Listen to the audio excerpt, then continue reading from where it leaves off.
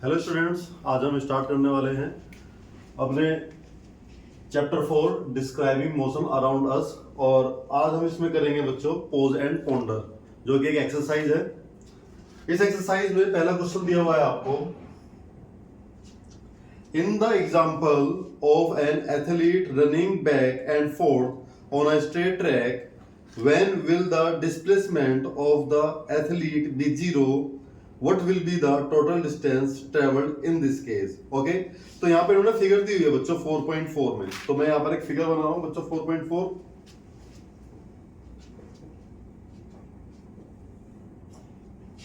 यहाँ पर हमारा पहला पॉइंट है जो कि O, यहाँ पर डिस्टेंस 0 मीटर, टाइम आपका है 0 सेकेंड, यहां पर कुछ इंटरवल दिए हुए बच्चों, और यहां पर 10 मीटर का एक इंटरवल है, 10, 20, यहां पर ये 30 मीटर, यहां पर 40 मीटर, इसी तरह से यहां पर 50, 60, 70, 80, 90 और यहां पर ये 100 मीटर। जब ऑब्जेक्ट यानी कि कोई भी पार्टिकल्स या कोई मैन जब 40 मीटर की डिस्टेंस कवर करता है तो उसने यहां पर टाइम 4 सेकंड लिया हुआ है। इसके बाद जब टाइम हमारा 10 सेकंड हो गया है, ऑब्जेक्ट ने यहां पर 100 मीटर की डिस्टेंस कवर कर ली है। और इसके अलावा बच्चों यहां पर ये पॉइंट O, यहां पर ये पॉइंट B, और यहां पर 16 सेकंड आपको टाइम दिया हुआ है। और यहां से यहां तक ये आपका डिस्प्लेसमेंट,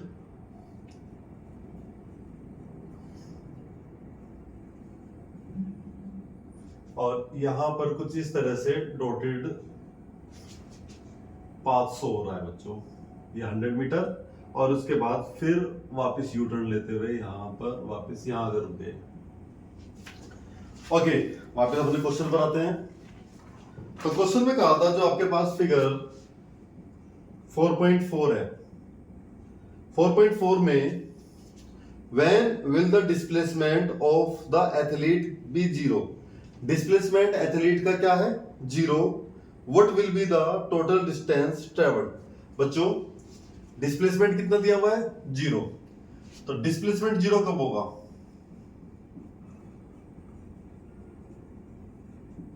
डिस्प्लेसमेंट 0 होने की कंडीशन ये है कि ऑब्जेक्ट पहले O से B पॉइंट पर आया, B पॉइंट से बच्चों वो 100 मीटर की डिस्टेंस कवर करने के बाद वो A पॉइंट पर पहुंच गया है, और A पॉइंट के बाद ऑब्जेक्ट ने वापस O पॉइंट पर आया, मतलब उसने सबसे पहले 100 मीटर डिस्टेंस कवर करी इन फॉरवर्ड डायरेक्शन।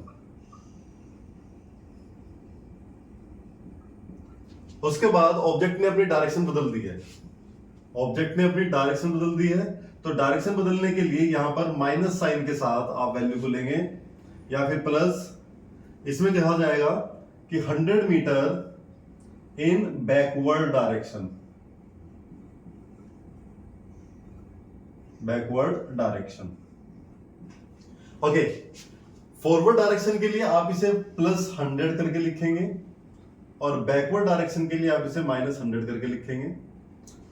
जब दोनों को आप ऐड करेंगे बच्चों, तो ऐड करने के बाद यहां पर आपको जो वैल्यू मिलने वाली है वो मिलेगी 100 metre minus 100 metre, it means 0 metre. Okay, तो डिस्प्लेसमेंट यहां पर कितना हो गया बच्चों? 0. What will be the total distance in this case? अब यहां पर हमसे पूछा गया है डिस्टेंस इन दिस केस। इस केस में डिस्टेंस हमें बतानी है, डिस्टेंस कितनी होगी बच्चों।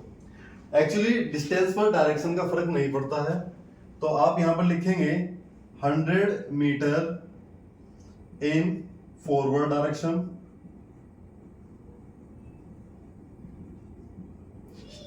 उसके बाद plus 100 metre in backward direction. Backward direction. Okay, तो यहां पर आप बताएंगे डिस्टेंस आपकी है एक scalar quantity, distance is a scalar quantity. जो स्केलर क्वांटिटी है उस पर डायरेक्शन का फर्क नहीं पड़ता है, तो यहां पर 100 प्लस 100 इट मींस 200 मीटर। तो ये आपका बच्चों यहां पर आंसर है। ओके, आई थिंक आपको समझ में आया होगा। अब यहां पर second question, question number 2। Question number 2 में इसने कहा गया है fuel use up in a vehicle depends on which of the following, justify your answer. Okay, हमारे पास बच्चों यहां पर दो ऑप्शन है। पहला है हमारे पास टोटल डिस्टेंस,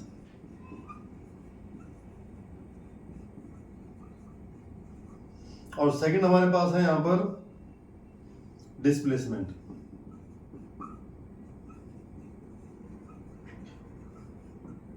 इसने कहा है कि आप यहां पर एक व्हीकल यूज कर रहे हैं बच्चों, और उसे यूज करते हुए आप ये बताइए कि जब आप उसमें फ्यूल डलवाते हैं तो वो डिस्प्लेसमेंट के अकॉर्डिंग डलवाते हैं, डिस्टेंस के अकॉर्डिंग। एक्चुअली आप एक चीज नोटिस करिए बच्चों, आप पर्टिकुलर एक पॉइंट से चलना शुरू करा आपने, और एक पॉइंट से चलने के बाद आप घूम फिर कर वापस अपने पुराने वाले पॉइंट पर आ गए, तो डिस्प्लेसमेंट क्या हो गया? जीरो। जब डिस्प्लेसमेंट जीरो है तो इसका मतलब क्या है? फ्यूल की तो नीड ही नहीं है, क्योंकि आपका डिस्प्लेसमेंट तो जीरो है। लेकिन फ्यूल तो लगा है, आप कहीं गए हैं, फिर वहां से लौट कर वापस आए हैं, तो इसका मतलब है जो पाथ लेंथ कवर करी गई है उसके अकॉर्डिंग फ्यूल लगता है। तो यहां पर बच्चों डिस्टेंस के अकॉर्डिंग आपका फ्यूल लगेगा। ओके, तो फ्यूल डिपेंड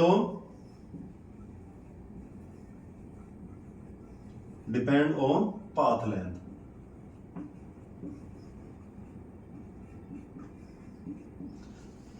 इसके बाद यहां पर बच्चों आपका थर्ड क्वेश्चन है बच्चों। थर्ड क्वेश्चन में यहां पर एक डायग्राम दिया हुआ है, और आप यहां पर स्क्रीनशॉट ले सकते हैं, मैं इसे क्लीन करने वाला हूं।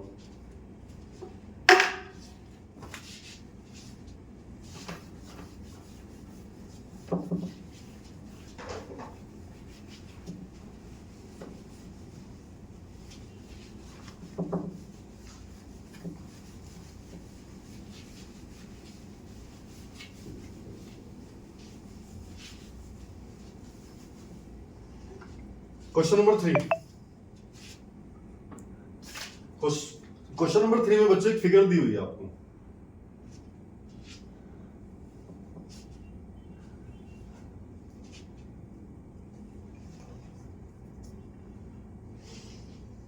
ये O पॉइंट, यहां पर ये D पॉइंट, यहां पर A पॉइंट, यहां पर B, यहां पर C,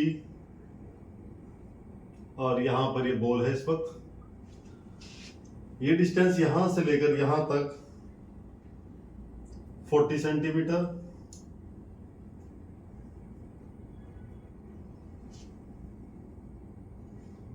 यहां से यहां तक आपकी 10 सेंटीमीटर, यहां से यहां 20 centimetre. Now from C to D is 30 centimetre. Okay students, question को पढ़ लेते हैं। A ball rolls down an incline track, ये बच्चों इंक्लाइन ट्रैक है, और बॉल इसी इंक्लाइन ट्रैक पर नीचे की तरफ जा रही है। तो हमसे पूछा गया है is it's motion a straight line motion. तो आप बताएंगे बच्चों यहां पर yes, it's motion is a straight line motion. Actually बच्चों वहां पर उसने ऑब्जेक्ट ने O पॉइंट से चलना शुरू करा है और वो D पॉइंट पर जा रहा है। मतलब आप देखें यहां पर, आप इसे भी स्ट्रेट लाइन मोशन बोल सकते हैं जब ऑब्जेक्ट सीधा चलेगा, आप इसे भी स्ट्रेट लाइन मोशन बोल सकते हैं, आप इसे भी स्ट्रेट लाइन मोशन बोल सकते हैं, आप इसे भी स्ट्रेट लाइन मोशन बोल सकते हैं। पर्टिकुलर स्ट्रेट पाथ होना चाहिए बच्चों, जिसे हम motion in a straight line बोल सकते हैं। तो yes, it is a motion in a straight line. Yes, it is a motion in a straight line.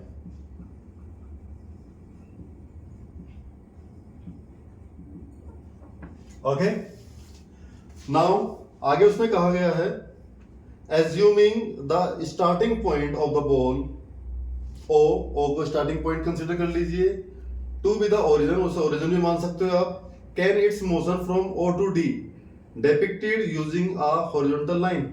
हाँ, आप उसे हॉरिजॉन्टल लाइन मान सकते हैं बच्चों, क्योंकि यहाँ पर एक स्ट्रेट पाथ फॉलो हो रहा है, ठीक है। तो आप यहाँ पर इस स्ट्रेट पाथ को एज ए हॉरिजॉन्टल आप कंसीडर कर सकते हैं। तो इसमें इसने कहा गया है are the value of the total distance travel and magnitude of displacement from O equal और different at position A B C and D. तो यहां पर देखिए बच्चों, मैं यहां पर आपको इस तरह से बताता हूं, डिस्टेंस और यहां पर लिख लेते हैं डिस्प्लेसमेंट। डिस्टेंस यहां पर लिख लेते हैं डिस्प्लेसमेंट।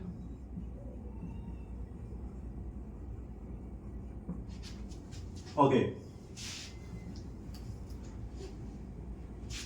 यहां पर देखिए बच्चों, सबसे पहले उसने हमसे कहा है O टू A। तो बच्चों यहां पर O टू A, तो O टू A, तो O टू A आपकी यहां पर बच्चों स्ट्रेट पाथ है, तो डिस्टेंस कितनी हो जाएगी 40 सेंटीमीटर, और डिस्प्लेसमेंट भी स्ट्रेट पाथ पर सेम रहता है, O टू A, ये भी आपका 40 सेंटीमीटर। ओके, आगे कहा गया है इसमें O टू B। तो O टू B की बात करते हैं, O टू B। तो बेटा इसमें 40 तो पहले से ही चले हुए थे यहां तक A तक, और इसमें 10 और ऐड कर देंगे आप, तो यहां पर आ जाएगा आपका बच्चों कितना 50 सेंटीमीटर, और ऐसे ही यहां पर भी बच्चों कितना आएगा 50 सेंटीमीटर, स्ट्रेट पाथ है। O to C, O to C आप 50 पहले चल चुके हैं B तक, उसमें 20 ऐड और कर दीजिए, 50 प्लस 20 यहां पर हो गया बच्चों 70 सेंटीमीटर। तो आप बच्चों यहां पर भी इसे 70 सेंटीमीटर लिखेंगे क्योंकि स्ट्रेट पाथ है। इसके बाद O टू D की बात करते हैं, 70 पहले ही चल चुके हैं, 30 प्लस और हो जाएगा, तो यहां पर 100 सेंटीमीटर, और ऐसे ही बच्चों स्ट्रेट पाथ है, यहां पर भी 100 सेंटीमीटर। आप यहां पे लिख सकते हैं बच्चों स्ट्रेट पाथ।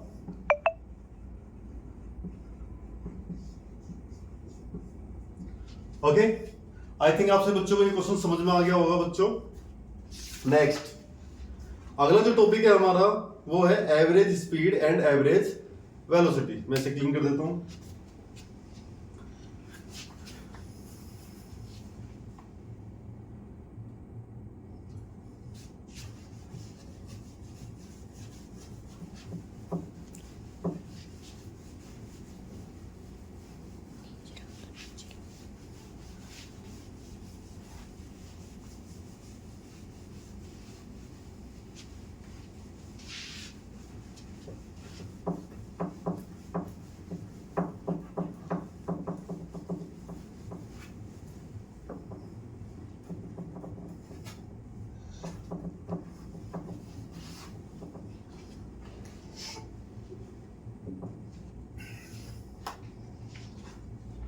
ओके बच्चों, यहां पर अगला जो टॉपिक है हमारे पास है average speed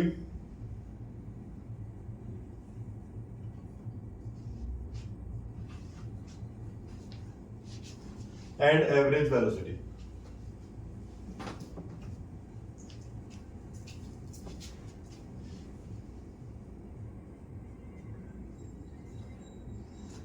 average speed,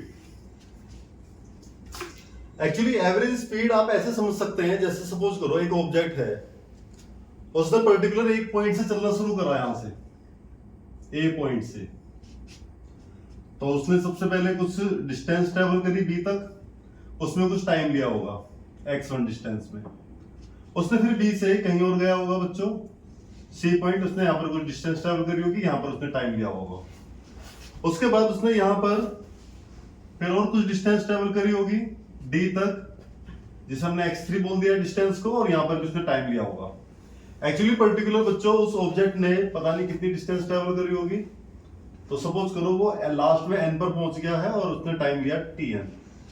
okay, तो आपको यहाँ पर करना ही है बच्चों, जब आप एवरेज फाइंड करते हैं तो एवरेज फाइंड में आप बताएंगे total distance divided by total time taken by the object. Okay, तो ये आपकी एवरेज स्पीड होगी।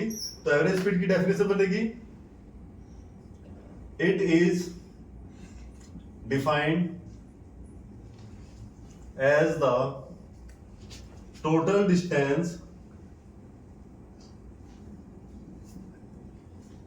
डिवाइडेड बाय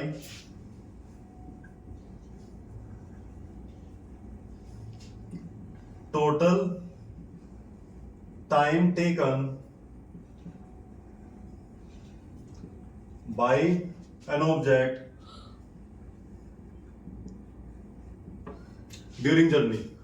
तो यहां पर एवरेज स्पीड को बच्चों आप v सफिक्स में ए वी बनाएंगे और यहां पर आ जाएगा टोटल डिस्टेंस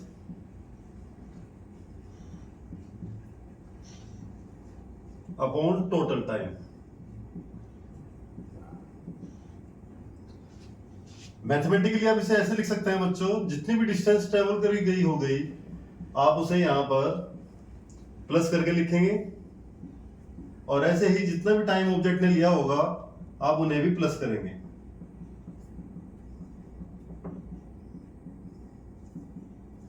ओके, आप इस फॉर्मूले को शॉर्ट में ऐसे भी लिख सकते हैं बच्चों, सिग्मा आई बराबर 1 से लेकर i equals to n x i upon time आप ले सकते हैं बच्चों सिग्मा टी आई और आई बराबर 1 से लेकर आई इक्वल टू एन तक।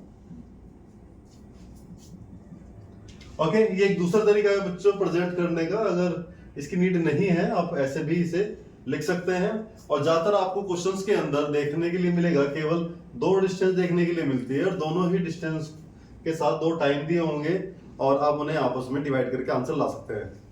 चलो ठीक है, इस टॉपिक पे न्यूमेरिकल करते हैं, देखते हैं कितने बच्चों को ये क्लियर है। तो न्यूमेरिकल देखिए बच्चों, सपोज करो हमारे पास ये ए पॉइंट है और यहां पर कुछ दूरी पर एक बी पॉइंट है।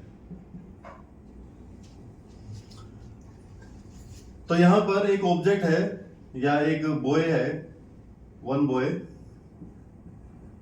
वो ए पॉइंट से बी पॉइंट पर जा रहा है और उसकी स्पीड है बेटा 30 किलोमीटर पर आवर।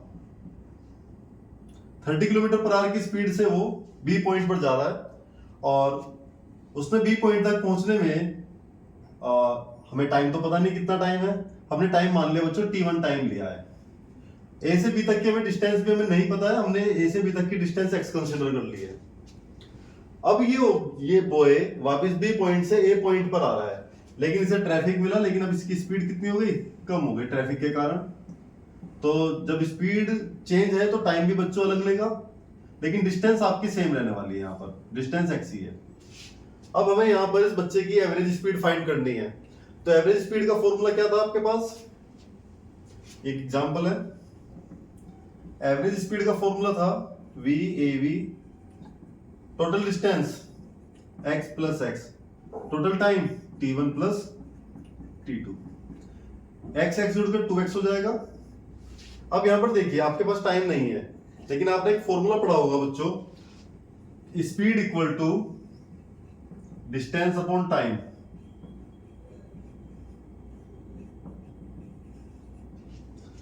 स्पीड को आप यहां पर स्पीड हमें दी हुई है बच्चों 30 पहले वाले केस के लिए, डिस्टेंस हमारे पास x और पहले वाले केस के लिए टाइम t1। तो यहां से t1 की अगर हम वैल्यू फाइंड करते हैं तो t1 आपका आ जाएगा x अपॉन 30। और ठीक ऐसे ही बच्चों हम यहाँ पे t2 भी फाइंड कर सकते हैं। तो t2 के लिए बच्चों स्पीड तो आपके पास 20 ही है और डिस्टेंस x टाइम t2, तो यहां से t2 की वैल्यू आपकी आ जाएगी बच्चों x अपॉन 20। आप ये वैल्यू यहां पर पुट करेंगे, x upon 30 plus x upon 20 2x, यहां पर एलसीएम लेंगे बच्चों, एलसीएम आपका आ जाएगा 60। 30 से 60 को डिवाइड करेंगे तो 2x और 20 60 को डिवाइड करेंगे तो 3x। ये नीचे वाली वैल्यू ऊपर चली जाएगी। एक चीज देखना बच्चों, अगर एक नॉर्मल फ्रैक्शन के नॉर्मल नंबर के नीचे कोई फ्रैक्शन का नंबर है तो ये ऊपर चला जाता है। तो यहां पर आपके पास आ जाएगा 2x into 60 upon 2x plus 3x 5x, x x cancel, 2 into 60 divided by 5, 5 से डिवाइड करेंगे 12, 12 टू 24 किलोमीटर पर आवर। यहां पर ही हमने फाइंड कर दिया बच्चों एवरेज स्पीड। आई थिंक आपसे बच्चों को एवरेज स्पीड फाइंड करनी आ गई होगी। ओके, अगला जो टॉपिक है बच्चों वो हमारा है एवरेज वेलोसिटी। ठीक है, मैं इसे क्लीन कर देता हूं बच्चों, स्क्रीनशॉट ले लीजिए।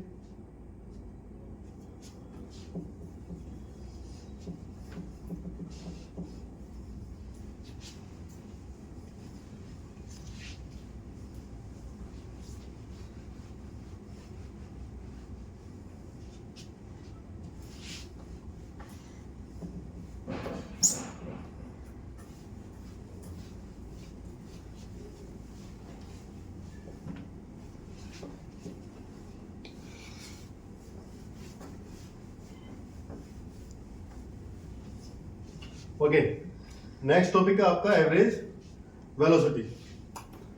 ओके, एवरेज वेलोसिटी को बच्चों आप दो तरीके से डिफाइन कर सकते हैं।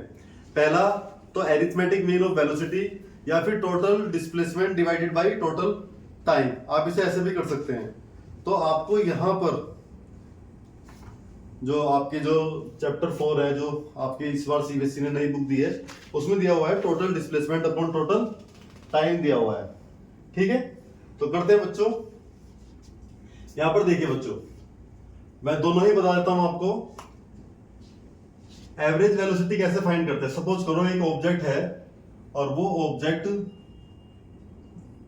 उसकी पहली वाली वेलोसिटी u है, इनिशियल वेलोसिटी, इनिशियल वेलोसिटी उसकी u है, और फाइनल वेलोसिटी ऑब्जेक्ट की v है। Initial velocity, final velocity. तो जब आपके पास दो वेलोसिटी होंगी, आप दोनों वेलोसिटी को ऐड कर दीजिए और उसे 2 से ही डिवाइड कर दीजिए। तो इस तरह से इसे बोला जाता है एरिथमेटिक मीन ऑफ वेलोसिटी। तो यहां पर एवरेज स्पीड की जो डेफिनेशन बनने वाली है, arithmetic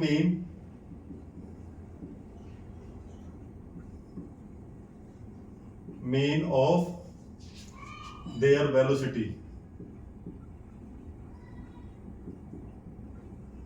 is called average speed.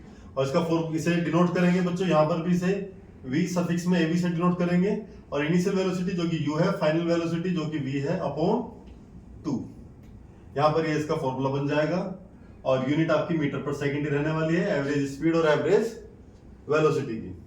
Okay, अब यहां पर इसकी जो सेकंड डेफिनेशन बनती है बच्चों, तो आपको सिंपल सा क्या करना है, ऑब्जेक्ट पहले ए पॉइंट पर था ऐसे समझ लीजिए, फिर ऑब्जेक्ट ने मूव करना शुरू करा, वो पहले बी पॉइंट पर गया होगा, फिर सी पॉइंट पर गया होगा, फिर सीधा चला होगा डी पॉइंट पर, फिर उसने अपनी ए पॉइंट से, सपोज करो यहाँ पर ई पॉइंट है, उसे ई पॉइंट पर जाना है, तो ए पॉइंट से ई पॉइंट पर जाने के लिए उसने जो भी पाथ लेंथ कवर करी हो उस पर ध्यान नहीं देना आपको। आपको बस क्या ध्यान देना है, उसका इनिशियल पॉइंट, उसकी इनिशियल पोजीशन और उसकी फाइनल पोजीशन। इनिशियल पोजीशन और फाइनल पोजीशन के बीच का जो शॉर्टेस्ट पाथ है, आपको उस पर ध्यान देना है। ये इनिशियल पोजीशन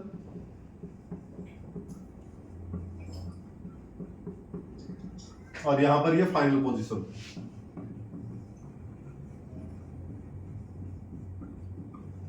आपको इनिशियल और फाइनल पोजीशन पर ही ध्यान देना है। ओके, तो आपको फाइनल पोजीशन में से इनिशियल पोजीशन माइनस करनी है, तो आपको क्या देखने के लिए मिल जाएगा, डिस्प्लेसमेंट। तो डिस्प्लेसमेंट हो जाएगा आपका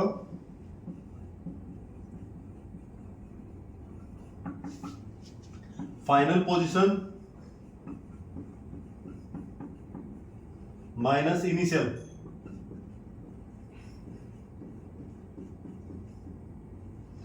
तो ये तो हो जाएगा बच्चों आपका total displacement.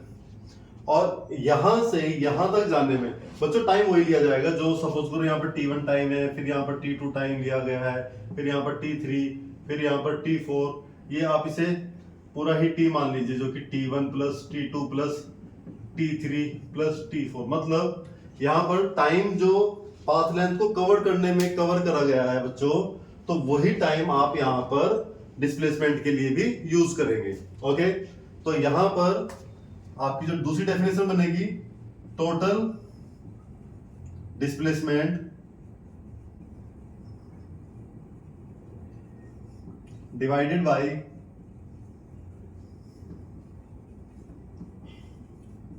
Total time covered by an object. और इस बेस पर जो डेफिनेशन जो फॉर्मूला बनेगा एवरेज वेलोसिटी का, VAV equals to total displacement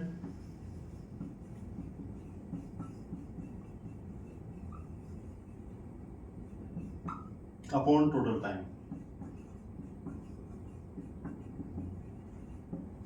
I think ये आपको बच्चों समझ में आ गया होगा, दोनों ही कंसेप्ट आपको समझ में आ गए होंगे एवरेज वेलोसिटी के। आप एरिथमेटिक मीन के बेसिस पर भी आप फाइंड कर सकते हैं।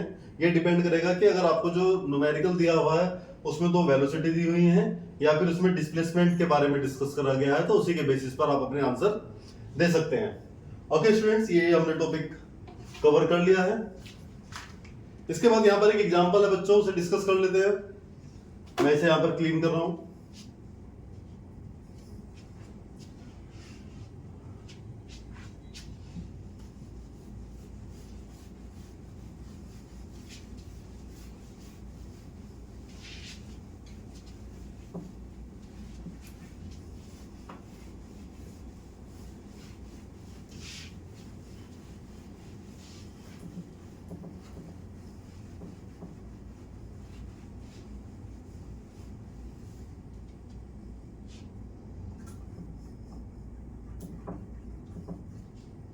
ओके,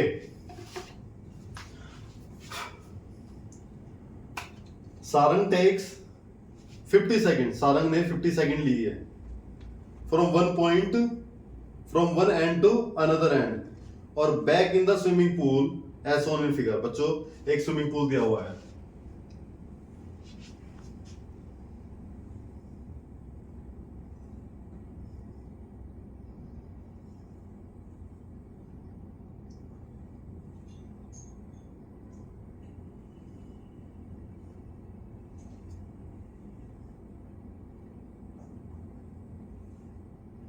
ये स्विमिंग पूल है और ये 25 मीटर इसका डिस्प्लेसमेंट है। तो सारंग ने कहा है, हाँ, सारंग टेक्स 50 सेकेंड, सारंग ने 50 सेकेंड लिए from one and to another end back to the swimming pool, और वापस स्विमिंग पूल पर आने की। Find the average speed and average velocity within 50 second. Okay बच्चों, सारंग ने यहां से चलना शुरू करो। सपोज करो ये सारंग है और सारंग ने यहां से शुरू करा है बच्चों चलना। सारंग पहले यहां से यहां गया और फिर यहां से वापस यहां पर आया है।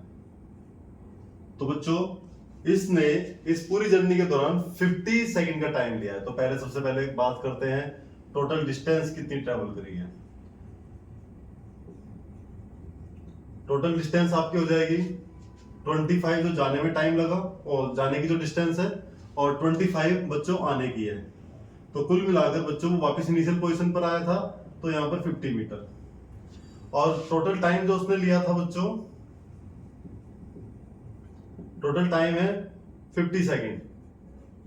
और आपसे बच्चों को पता है एवरेज स्पीड पूछी गई है, और एवरेज स्पीड का जो यहाँ पर फॉर्मूला बनता है total distance upon total time, यानी कि 50 अपॉन 50, यानी कि 1 मीटर पर सेकेंड। ओके, इसके बाद बच्चों यहां पर एवरेज वेलोसिटी फाइंड करते हैं।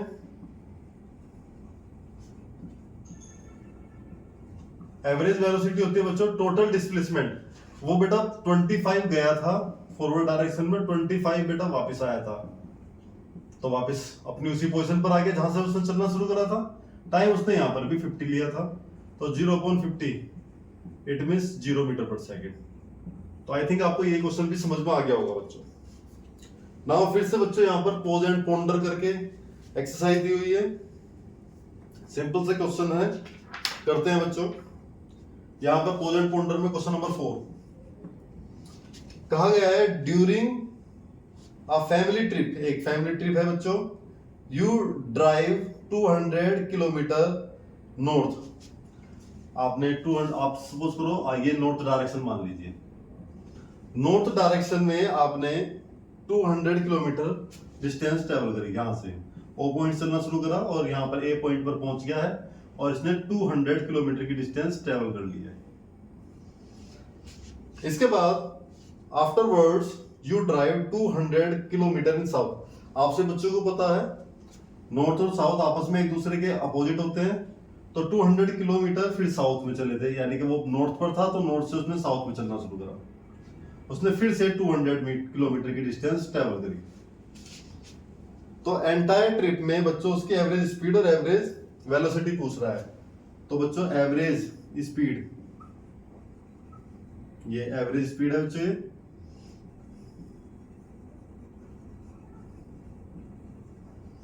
Average speed. तो टोटल डिस्टेंस यानी कि 200 प्लस 200। टाइम देखते हैं बच्चों, टाइम कितना दिया हुआ है यहाँ पर। तो इसने यहाँ पर कहा गया है during a family road trip you drive 200 kilometre in north in 3 hours, यानी कि जाने का टाइम 3 घंटे था। Afterwards you drive 200 kilometre south in 2 hours, आने का टाइम 2 घंटे था। तो यानी कि 400 डिवाइडेड बाई 5 से डिवाइड करेंगे तो 80 किलोमीटर पर आवर। अब बच्चों बात करते हैं एवरेज वेलोसिटी की।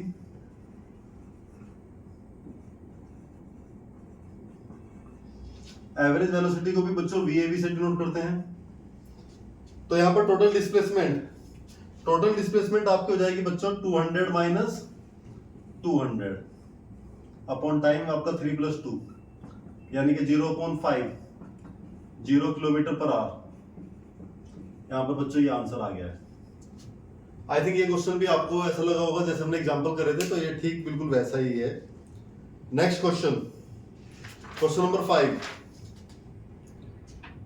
ओके बच्चों, आज हम यहाँ क्वेश्चन नंबर 5 तक ही करेंगे और उसके बाद आपका जो नेक्स्ट टॉपिक है एवरेज एक्सीलरेशन, ये हम नेक्स्ट वीडियो में कवर करेंगे। अभी हम यहाँ पर फिलहाल एक क्वेश्चन और कर लेते हैं बच्चों।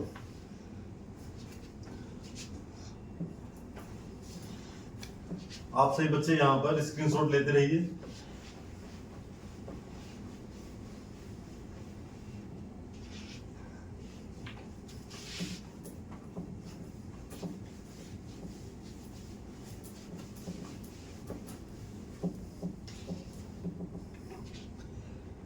ओके, तो क्वेश्चन नंबर 5 आपका है अंडर व्हाट कंडीशन, क्या कंडीशन है कि magnitude of average velocity of an object is equal to average speed.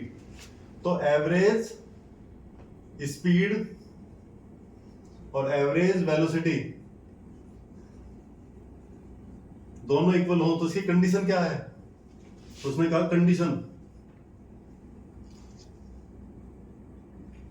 तो कंडीशन क्या होनी चाहिए, when path is straight.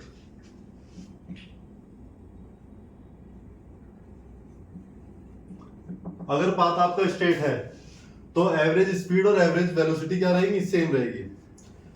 Magnitude of average velocity of an object 0 while average speed not 0। तो second part में कहा गया है average velocity 0,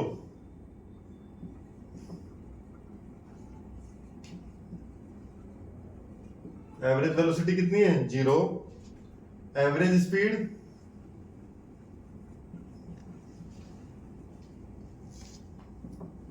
not equal to 0। यहां पर एक आ गया है और आपको इसे एक्सप्लेन करना है कि ऐसा कब हुआ। तो बच्चों आप सिंपल सा बताएंगे एवरेज वेलोसिटी 0 जब होगी when initial and final position both are same. जब ये दोनों की दोनों क्या होंगी, सेम होंगी।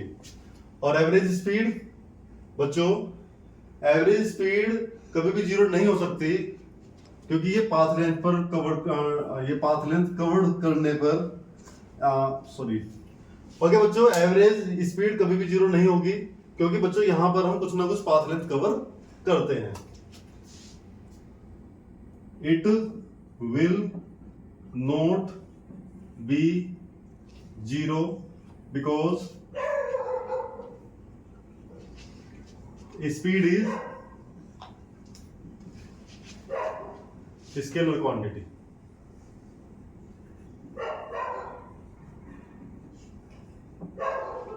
ओके स्टूडेंट्स, आई थिंक आपको क्वेश्चन समझ में आ गए होंगे। आज हम अपनी वीडियो को यहीं ओवर करते हैं। Okay students.